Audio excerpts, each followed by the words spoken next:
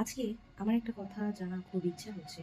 সেটা হচ্ছে ইলেকশনের আগে যারা জামায়াতকে ক্ষমতায় চায় নাই, কারণ জামায়াত ক্ষমতায় আসলে তাদের স্বাধীনতা কেড়ে নিবে। তাদের আ সরি টু সে দ্যাট পোশাক খুলে চলাফেরা করার যে স্বাধীনতা, যেটাকে তারা স্বাধীনতা নাম দিয়েছে, সেটা কেড়ে নিবে এই ভেবে তারা জামায়াতকে ক্ষমতায় চায় না। প্লাস হচ্ছে তাদের কাজ করতে পারবে না বা আরো অনেক নানান ধরনের সমস্যা নিয়ে তারা আরকি প্রেস কনফারেন্স পর্যন্ত করছে। ইভেন নির্বাচনের পরেও তারা হচ্ছে জামায়াতের বিপক্ষে কথা বলছে। হোয়াটএভার, আমি কোনো পলিটিশিয়ান না বা আমি কোনো দলকে সাপোর্ট করে কথা বলতেছি না। বাট আমি এই যে নারীবাদী যে মহিলাগুলো আছে যারা স্বাধীনতার কথা বলে মুখে ফেনা তুলে ফেলতেছে, আমার তাদের কাছে একটা প্রশ্ন।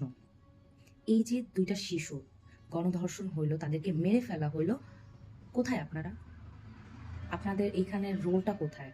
আপনারা কেন কোনো ধরনের প্রেস বসাচ্ছেন না বা প্রশাসনের কাছে কেন চিঠি পাঠাচ্ছেন না বা কেন আপনারা জাস্টিস চাচ্ছেন না এই ২ টা শিশু যারা মারা গেছে?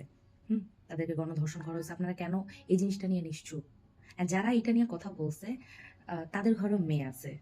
সো আমি কাউকে কোনো কিছু দোষ দিচ্ছি না। আমি জাস্ট বলব সবার জন্য লড়তে হবে। ছোট বাচ্চা থেকে শুরু করে সবার জন্য।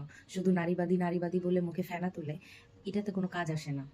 আপনি প্রশাসনের কাছে যান, আপনার যেহেতু এত ক্ষমতা, এত পাওয়ার, এত কিছু।